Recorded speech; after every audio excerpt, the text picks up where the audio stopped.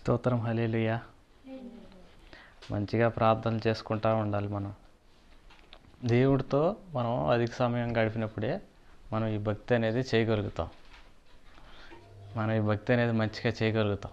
మనం చుట్టుపక్కల కూడా అంతా కూడా మంచిగా ఇంట్లో బాగుండాలి, పక్కన నుంచి కూడా ఎలాంటి ఇబ్బందులు లేకుండా ఉండాలని మనం ప్రార్థన చేసుకోవాలి.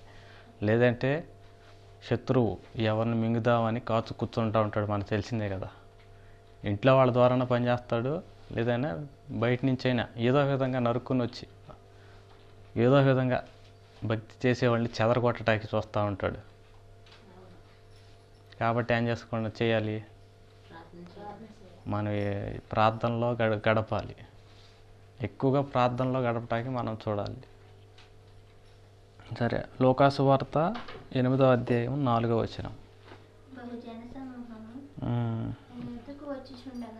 ఆయన వద్దకు వచ్చుచుండగా ఆయన ఉపమాన రీతిగా ఇట్లా నేను విత్తువాడు తన విత్తనములు విత్తుటకు బయలుదేరాను. అతడు విత్తుచుండగా కొన్ని విత్తనములు త్రోవ పక్కన పడి తొక్కబడెను గనుక ఆకాశ పక్షులు వాటిని మింగివేశాను. దేవుడు స్తోత్రం. హల్లెలూయా.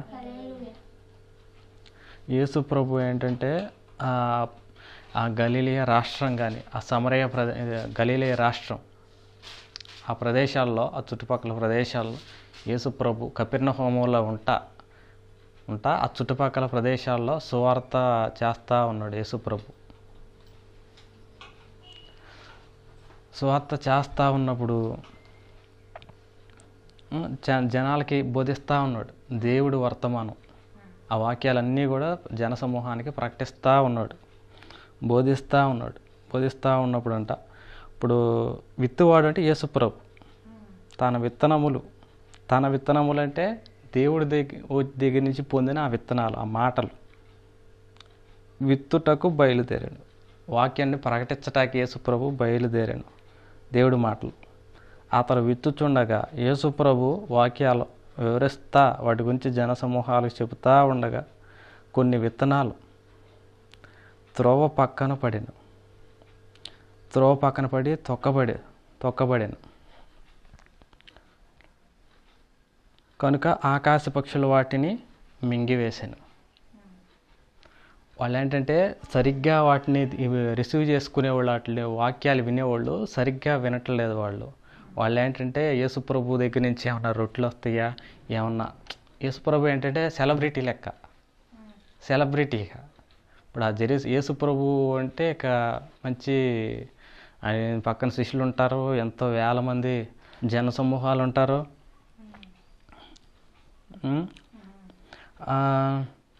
ఇక యేసు ప్రభు కూడా రొట్టెల్ని, ఇప్పుడు 5 రొట్టెలు అప్పుడు దాన్ని ఏంటంటే ఎక్కువగా విస్తారంగా అభివృద్ధి అయ్యేటట్టుగా ప్రార్థన చేసి ఎక్కువగా వచ్చేటట్టుగా చేశాడు. 5,000 పురుషులకు కూడా పంచిపెట్టిన సందర్భాలు ఉన్నాయి. 5 రొట్టెలు 2 చేపలు వాటిని 5,000 మంది పురుషులకి కూడా పంచిపెట్టిన సందర్భాలు ఉన్నాయి. ఏదో విధంగా తిండి కోసం కానీ ఏదో విధంగా కడుపును తృప్తిపరచుకోవటం కోసం ఈ విధంగా వాళ్ళు ఏంటంటే యేసు ప్రభుని వెంబడిస్తూ ఉన్నారు. వాళ్ళు ఏంటంటే వాళ్ళు సరిగ్గా పరిపక్వం అనేది వాళ్ళు చెందించుకోవట్లే. వాళ్ళు ఏంటంటే ఈ లోక సంబంధంగానే వాళ్ళు ఆలోచించుకుంటున్నారు. వాళ్ళకి ఏమి దొరికిద్దా, మాకేం దొరికిద్ది, యేసు ప్రభు నమ్ముకుంటే, యేసు ప్రభు పక్కన ఉంటే, యేసు ప్రభుని మేము కలిగి ఉంటే మాకేం వచ్చిద్ది అన్న ధోరణిలోనే వాళ్ళందరూ కూడా అలా ఆలోచిస్తూ ఉన్నారు. వాళ్ళ మనసులు అనేవి సిద్ధపరచుకోవట్ల. యేసు ప్రభుని రక్షకుడిని నమ్మాలి, ఆయన చెప్పినట్టుగా నడుచుకోవాలి. గతంలో మోషే నమ్మి ఆయన మాటల ప్రకారంగా ఎలా అయితే జీవించారో, ఇప్పుడు రక్షకుడు యేసు ప్రభు, లోకరక్షకుడు యేసు ప్రభు మాటలు విని ఆయన ప్రకారంగా ప్రతి ఒక్కరూ కూడా నడుచుకోవాలి అనేసి వీళ్ళు సరిగ్గా గ్రహించుకోవట్లేదు. వాళ్ళు ఏంటంటే ఈ లోకానుసారంగానే వాళ్ళ మనసులు పెట్టుకుంటున్నారు, స్థిరంగా చేసుకోవట్లేదు దేవుళ్ళు. అతను యేసుప్రభు విత్తుచుండగా కొన్ని విత్తనాల త్రోవ పక్కన పడి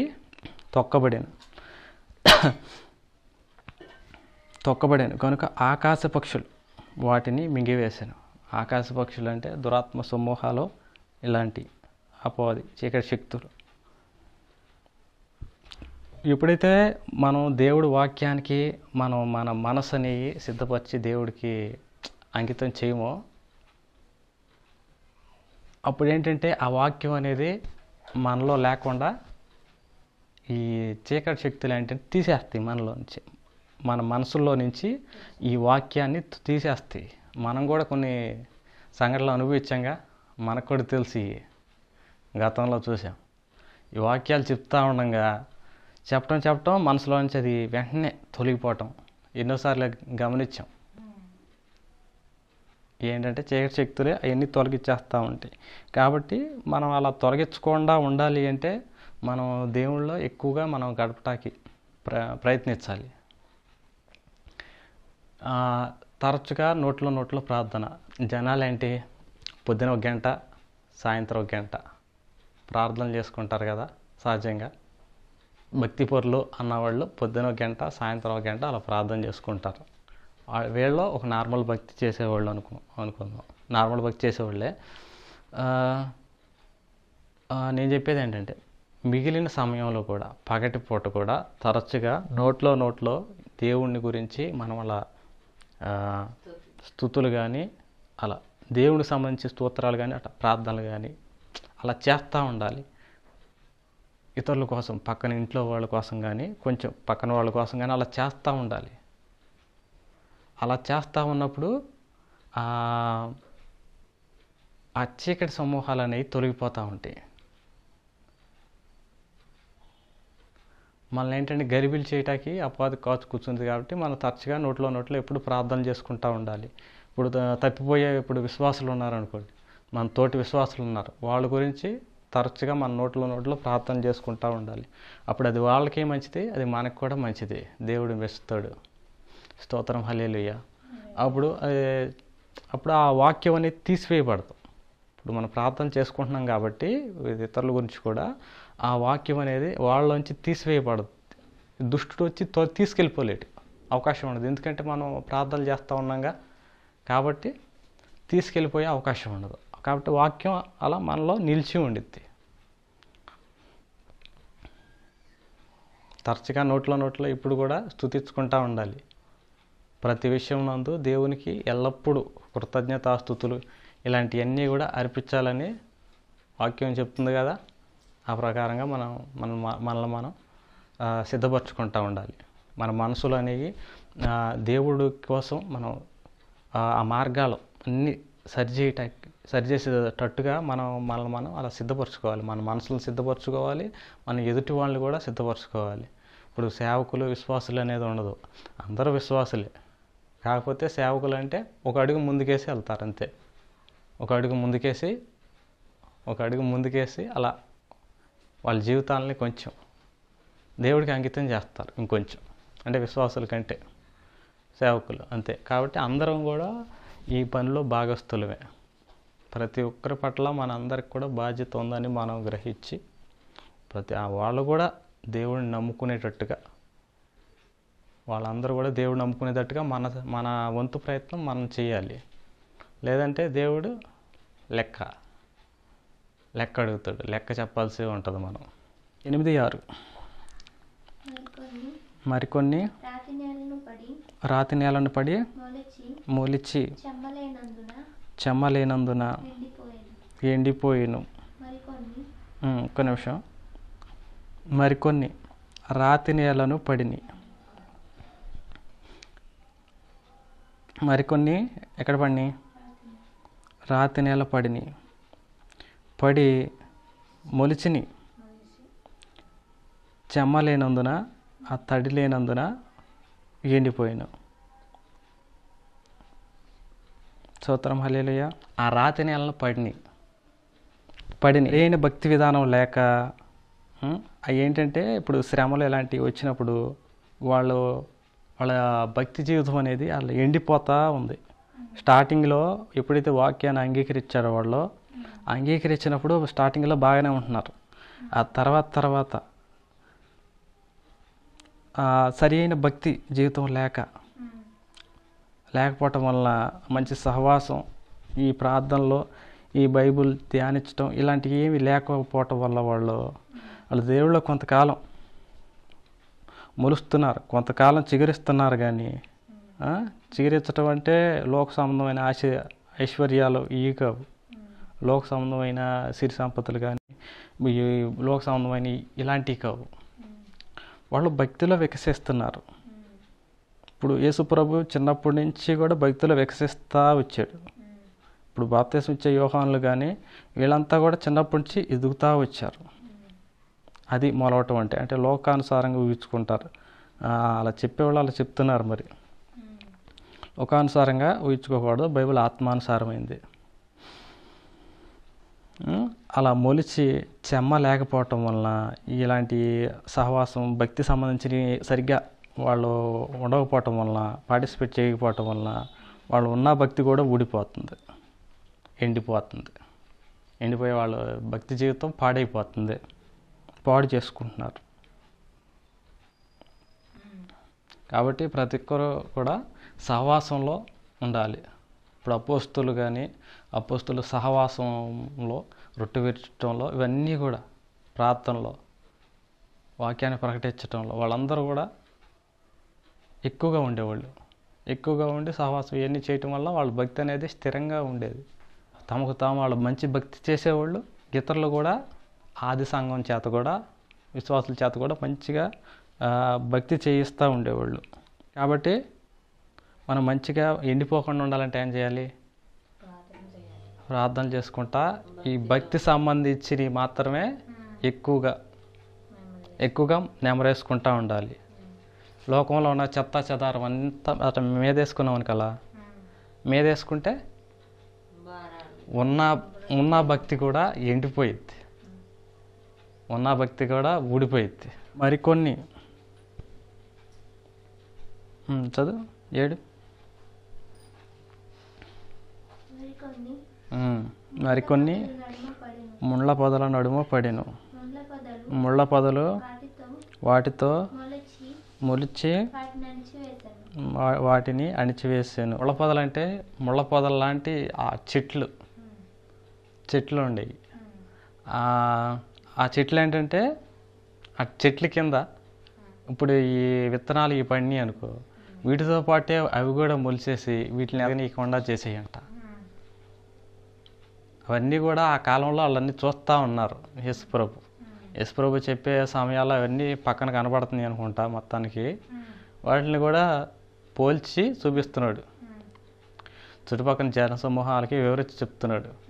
ఇది వీటిని అయితే ఈ మొక్కల్ని ఎలా అయితే ముళ్ళ పొదలో అణిచివేస్తున్నాయో, ఈ ఎదగనీయకుండా అణిచివేస్తున్నాయో, అలాగే దేవుళ్ళో కూడా చెప్పేబడే వాక్యం మీలో ఎదగకుండా అది అలా ఈ విధంగా అణిచివేయబడి భ్రష్టులు అయిపోతారన్నట్లుగా మంచి ఫలభరితమైన జీవితం లేకుండా పోయిద్ది అన్నట్టుగా యేసుప్రభు చెప్తున్నాడు. ఈ ముళ్ళు అంటే ఈ భూ సంబంధమైన శరీరానికి సంబంధించిన ఈ బాధలు, ఈ లోకానుసారమైన కోరికలు. ఇప్పుడు యూట్యూబ్లో కానీ అక్కడక్కడ చెప్తూ ఉంటారు, మనకి మంచి గురు ఉండాలి ఇవన్నీ కూడా చెప్తూ ఉంటారు కదా. అవన్నీ కూడా లోకానుసారమైన గురులు. మంచి గురు ఉండాలి వాస్తవమే, కానీ అది లోకానుసారమైన గురి కాదు. దేవుడు చెప్పేది ఏంటంటే అవి లోకానుసారమైన గురి కాదు పెట్టుకోవాల్సింది, అది దైవానుసారమైన గురి పెట్టుకోవాలని దేవుడు చెప్పేది. ఆ దేవుడు చెప్పినట్టుగా అపోస్తలుడైన పౌలు క్రీస్తు మీదే తన గురిని నిలిపాడు. క్రీస్తు అంటే దేవుని కుమారుడు. దేవుడు పంపాడు తన కుమారుణ్ణి ఈ లోకానికి, పంపి తన వాక్కులన్నీ అందించాడు. శిష్యులు ప్రకటించారో అదేవిధంగా యేసుప్రభు ఈ అపోస్తలుడైన పౌలుని దర్శించిన ప్రకారం ఈ అపోస్తలుడైన పౌలు కూడా తన జీవితాన్ని మార్చుకుని క్రీస్తుకు అంకితం చేసుకుని క్రీస్తు మీదే తన గురిని నిలిపాడు. ఈ భూమి మీద ఉన్నంతకాలం గురి నిలిపి తనకి ఇష్టడైన కుమారుడిగా, ఒక సేవకుడిగా దేవుడి దృష్టిలో ఎంచబడ్డాడు. అలా ముళ్ళపొదలో ఈ భూ సంబంధమైన ఈ కోరికలు కానీ, ఈ ఐహికమైన విచారాలు కానీ, ఇవన్నీ కూడా ఇప్పుడు దేవుడి కంటే ఏదైనా దేన్నైనా ఎక్కువగా ప్రేమించాం. ఉదాహరణకి ప్రార్థన జీవితం కంటే కూడా ఇంకోటి ఏదన్నా, ఇప్పుడు బైబిల్ వాక్యం చదవటం కంటే కూడా ఇంకేదైనా, ఇప్పుడు టీవీలో కానీ ఏదన్నా ఏదన్నా మనల్ని ఆకర్షిస్తున్నాయి అంటే, ఇంట్లో కానీ బయట వీధిలో కానీ ఏదైనా సరే మన చేసే భక్తి జీవితం కంటే కూడా ఆకర్షిస్తున్నాయి అంటే, మనం ఉండా భక్తి ఓడగొట్టేస్తాయి. అవి నిదానంగా ఆ భక్తి అనేది భక్తి నుంచి తప్పించేస్తాయి. కాబట్టి ఏం చేసుకోవాలి మనం? ఏం చేయాలి? మనం ఏంటంటే మన నడతలన్నీ జాగ్రత్తగా చూసుకుంటూ ఉండాలి. మనకి ఇప్పుడు ఈ భక్తి జీవితం అనేది ఎలా ఉంది? విరక్తిగా ఉందా, లేదంటే బాగానే ఉండి అంతకంటే బాగుండేవి ఇంకేమన్నా ఉన్నాయా అని చూసుకోవాలి. ఇప్పుడు ఇది బాగానే ఉండి మిగతా ఇంకేమన్నా బాగున్నాయి, ఏమన్నా బాగున్నట్టు అనిపిస్తే అవి ఈ స్థానానికి పాడు చేస్తాయి, మన భక్తి జీవితాన్ని కాజేస్తాయి. నిదానంగా ఈ భక్తి అనేది చేయకుండా అటువైపు మనకి ఏదైతే ఇష్టమో అటువైపు లాగేస్తూ ఉంటాయి. కాబట్టి మళ్ళీ చూసుకుంటా దేవుడి కంటే కూడా ఇప్పుడు భక్తి అనేది అంత తీగా ఉండదు. భక్తి అనేది తీగా ఉండదు కాబట్టి చాలా జాగ్రత్తగా భక్తిని చేసుకుంటూ ఉండాలి అని దేవుడు చెప్తున్నాడు. జాగ్రత్తగా భక్తిని కాపాడుకుంటూ ఉండాలని, ఆ దైవభక్తి విషయంలో సాధన చేసుకోవాలని పౌలు పదే చెప్తూ ఉంటాడు. మనం యాత్రికులం, కొంతసేపు కనపడి అంతలోనే మాయమైపోయే నీటి బుడగలు లాంటి వాళ్ళం. కాబట్టి మనం చాలా జాగ్రత్తగా ఉండాలి. ఈ భూమి మీద ఉన్నంతకాలం మన ప్రవర్తనని కంట కనిపెట్టుకుంటూ ఉండాలి. దేవుళ్ళు అధిక సమయం గడపటానికి మనం కృషి చేయాలి. మనం పొద్దున పూట ఒక గంట చేసుకుంటున్నాం ఉదాహరణకి, మనం సాయంత్రం కూడా కుటుంబ ప్రార్థన పక్కన పెట్టేయండి. అది పక్కన పెట్టేసి సాయంత్రం కూడా వ్యక్తిగతంగా మనం ఇంకో గంటన్నా మంచిగా ప్రార్థన చేసుకునేటట్టుగా మనల్ని పురుగొలుపుకోవాలి, అలా సిద్ధపరచుకోవాలి. మన మనసుల్ని మనమే రేపుకోవాలి. ఎవరు కూడా మన మనసులో వచ్చి ఎవరు రేపరు, ఎవరికి వాళ్ళే సిద్ధపరచుకోవాలి. అప్పుడు సమయాన్ని ఈ విధంగా సద్వినియోగం చేసుకుంటూ ఉండాలి. అప్పుడు మనం జ్ఞానులు అంటాడు దేవుడు. జ్ఞానం కలిగిన వ్యక్తులు అంటాడు. లేదంటే ఏమంటాడు? మన ప్రార్థనలు ఇలాంటివి పెంచుకోవట్లేదు అనుకో, అజ్ఞానులు అంటాడు దేవుడు. మనం ఎప్పుడైతే ప్రార్థన పెంచుకుంటామో, మనలో ఉన్న పుట్టుకతో వచ్చిన పాప స్వభావాల గుణాలు ఉంటాయి కదా, అవన్నీ కూడా పటాపంచలవుతాయి నిదానంగా. అంతేకాదు, దేవుడు కూడా పనిచేయటం మనం చూస్తాం. దేవుడు మన జీవితంలో ఇదివరకు కంటే ఎక్కువగా పనిచేయటం చూస్తాం కాబట్టి మన విశ్వాసం కూడా ఇదివరకు కంటే కొంచెం పెరిగిద్ది. అది ఇంకా కొంచెం పెరిగిద్ది. బైబుల్ చదవాలి అనిపించింది, ఎందుకంటే దేవుడు కూడా మన పని చేయటం మనకు అర్థమవుతుంది, కనపడతా ఉంటుంది. కాబట్టి భక్తి జీవితం అనేది కొద్దిగా పెరిగిద్ది. ప్రార్థన చేస్తే ఈ భక్తిని పీల్చుకోగలిగే ఆ శక్తి మనకి ఆ వ్యక్తికి పెరిగిద్ది. ప్రార్థన ఎక్కువగా చేస్తూ ఉంటే, ఓర్పుగా చేస్తూ ఉండాలి. దేవుడితో మనకి ఉన్న అనుభవాలు కానీ, బైబిల్ కానీ, ఆ పుస్తకాలు రాసుకున్నాయి కానీ ఏమన్నా ఉంటే అవన్నీ కూడా ఎదురుగా పెట్టుకుని మనం ప్రార్థన చేస్తానే ఆ పుస్తకం చదువుకుంటూ ఉండాలి. అప్పుడప్పుడు అలా వాక్యాలు చూసుకుంటా, బైబిల్ వాక్యాలు అలా చూసుకుంటా, దేవుడికి మనకున్న అనుభవాల బుక్ రాదు ఉంటాయి కదా, అవి ఉంటే అవి కూడా అలా చూసుకుంటా మనం ప్రార్థన చేసుకున్నాం. అలా ఉన్నప్పుడు మనం అధిక సమయం దేవుడితో గడపగలుగుతాం. చేతులు కూడా కాస్త ఊపుతూ ఉంటే మనకు ఎనర్జీ వచ్చింది, వచ్చి మనకి నీరసం రాకుండా చేసే ఆ గంట సేపు అయినా ఎన్ని గంటలైనా సరే ఆ బుక్కుని ఎదురుగా పెట్టుకుని చేతులు ఒప్పుకుంటా కానీ ఇలా చేతులు ఒప్పుకుంటా హుషారుగా మనం చేసామంటే ఎన్ని గంటలైనా కానీ దేవుడితో గడుపుతూ ఉండొచ్చు. ఎక్కువగా దేవుడితో గడపటం వల్ల ఆ భక్తిని ఎక్కువగా పీల్చుకుంటాం మనం. ఆ భక్తి భావాలని మనలో పెరుగుతాయి. ఒక స్పాంజీ నీళ్ళలో వేస్తే, ఒట్టి స్పాంజీని ఒక నీళ్ళలో వేసామనుకోండి, అవి వాటర్ని ఏ విధంగా పీల్చుకునిద్ది? అలాగే ఒక మనిషి ప్రార్థనా గదిలో ప్రార్థన చేస్తూ ఉన్నప్పుడు ఆ భక్తిని అలా పీల్చుకుంటాడు.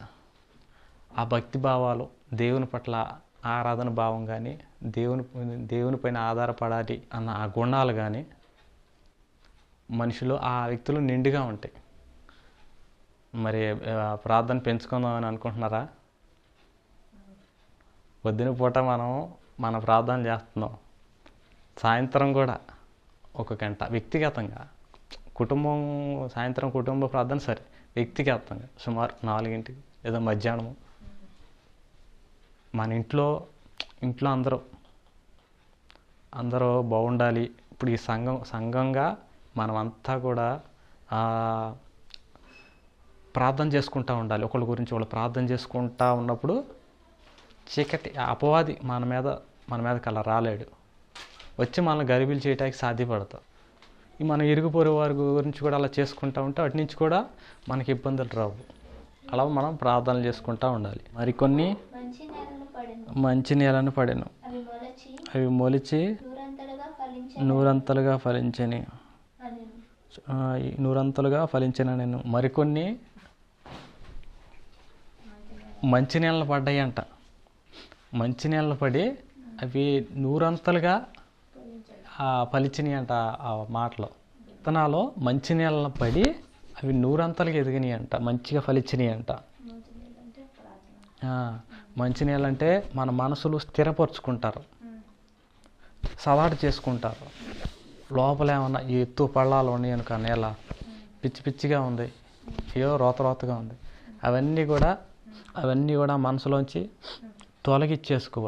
తొలగించి దాన్ని నీట్గా చేసుకోవాలి. ప్లెయిన్ నీళ్ళలాగా చేసుకుని మంచిగా చేసుకుంటే అప్పుడు ఆ విత్తనాలన్నీ సరిగ్గా ఫలిస్తాయి. మన నేలని, మన హృదయాన్ని సరి చేసుకుంటూ ఉండాలి. ఎప్పటికప్పుడే చెత్త చెదారం ఉంటే అవి చెక్కుకుంటా, దేవుడి కంటే ఏదైనా ఇష్టాలు ఎక్కువగా ఉన్నాయి అనుకో, దేవుడి కంటే కూడా ఇష్టంగా ఉంది పలానా ఏదన్నా, దాన్ని అణిచిపెట్టుకోవటానికి మనం కష్టపడతాలి. ఇప్పుడు ఇది నేల, ఇప్పుడు దీనిపైన ఒక ఎత్తులాగా ఏదైనా వచ్చింది, ఇదేంటి? దేవుడి కంటే కూడా ఏదన్నా ఆకర్షించేది ఒకటి, ఏదైనా దేవుడి కంటే ఆకర్షించే ఒకటి ఉంది అంటే ఇది కొంచెం సదాటు లేదు, ఇక్కడ కొంచెం పైకి వచ్చింది, దాన్ని అణిచేసేయాలి. అలా దాన్ని అణిచేసి మనం దేవుడి కంటే కూడా మనం ఏది కూడా ఇష్టం ఉండకూడదు. దేవుడి మాత్రమే మనకి ఇష్టంగా ఉండేటట్టుగా మొదటి స్థానం ఇచ్చుకోవాలి. ఇప్పుడు ఉదాహరణకి ఏదైనా సీరియల్ ఏదన్నా అలా ఇష్టంగా ఉంటుంది అనుకో, అది మన భక్తి జీవితాన్ని అవి పాడు చేసే అవకాశం ఉంటాయి. కాబట్టి దాన్ని అణిచిపెట్టేసేయాలి. అణిచిపెట్టేసుకుంటా ఉండాలి. పెట్టేసుకుంటా దాన్ని సరి అయిన నేలగా మనం మార్చుకోవాలి. దాన్ని సరి అయిన నేలగా మార్చుకుంటే అప్పుడు ఆ వాక్యం అనేది 100 అంతలుగా, 30 అంతలుగా, 60 అంతలుగా, 100 అంతలుగా అలా ఫలించింది. వాళ్ళకి 40 అంతలుగా, 50 అంతలుగా, 60, 70, 80, 100 అంతలుగా అలా ఫలిస్తూ ఉండిద్ది. తన ప్రవర్తననే ఒకడు ఎంత జాగ్రత్తగా చూసుకుంటాడో అంతగా ఫలిస్తాడు. ప్రతిరోజు తాను చూసుకుంటూ ఉండాలి, దేవుళ్ళు సరిగ్గా ఉన్నానా లేదా. అపోస్తుడైన పౌలు తాను నలగొట్టుకోవడానికి చూసుకునేది. ఎందుకంటే పుట్టుకతో వచ్చిన ఆ పాప స్వభావాన్ని అణిచిపెట్టేటానికి తనని తరచుగా ఉపవాసాలు కానీ ఇలాంటి శ్రమల ద్వారా తన పాప స్వభావాన్ని, పుట్టుకతో వచ్చిన పాప స్వభావం ఎక్కడ పోద్ది? శ్రమల ద్వారా, ఈ ఉపవాసాల ద్వారా ఆ పాప స్వభావాన్ని అపోస్తుడైన పౌలు అణిచిపెట్టేశాడు. కొద్ది కొమ్ములాగా వచ్చింది కదా, ఈ కొమ్ముల్లాగా రాకుండా ఎత్తుపల్లాల్లాగా ఈ సదాటమైన నేల ఉంది కదా, దీనిపైన పైన ఇలా ఎత్తులాగా రాకుండా దాన్ని అణిచేసేవాడు. ఉపవాసాల ద్వారా అణిచేసేవాడు, ఇలా అణిచేసేవాడు. శ్రమల ద్వారా శ్రమల ద్వారా వీటిని అణిచేసేవాడు. అణిచేసి దాన్ని పల్లమైన నేలగా మార్చుకునేవాడు అపోస్తుడైన పౌలు. మార్చుకోవటం వల్ల అతడు ఫలించాడు. అలా తన నేలని అపోస్తుడైన పౌలు సదాటిగా చేసుకోవటం వల్ల తనలో వాక్యం అనేది మంచిగా ఫలించి అతను నూరంతలుగా ఫలించాడు. పౌలు కానీ ఈ అపోస్తులు కానీ వీళ్ళంతా కూడా 12వ అపోస్తులుగా పౌలు ఎంచబడ్డాడు. ఈ మాటలు పలుకుచు వినుటకు చెవులు గలవాడు వినుగాక అని బిగ్గరగా చెప్పాను యేసుప్రభు. మీ ఇష్టం, విన్నవాడికి విన్నంత, చేసుకున్నవాడికి చేసుకున్నంత అన్నట్టుగా. భక్తి చేసుకున్నవాడికి చేసుకున్నంత, విన్నవాడికి విన్నంత. అది మీ చేతుల్లో ఉంది, మీ ఇష్టం, మీరు ఏం చేసుకుంటారో మరి అంతా మీ చేతుల్లో ఉంది అన్నట్టుగా యేసుప్రభు అంటాడు. ఇక ఆయన శిష్యులు ఈ ఉపమాన భావం ఏమిటని ఆయన్ను అడుగుగా ఆయన, దేవుని రాజ్య మర్మములు ఎరుగుట మీకు అనుగ్రహించబడి ఉన్నది. హల్లెలూయా. చూసా, దేవుని రాజ్య మర్మాలంట శిష్యులకి అనుగ్రహించబడిందంట. వాళ్ళకి చెప్పటానికి వాళ్ళ అర్హులు. ఈ రాజ్య మర్మాలు తెలుసుకునేటానికి వాళ్ళు శిష్యులు అర్హులు.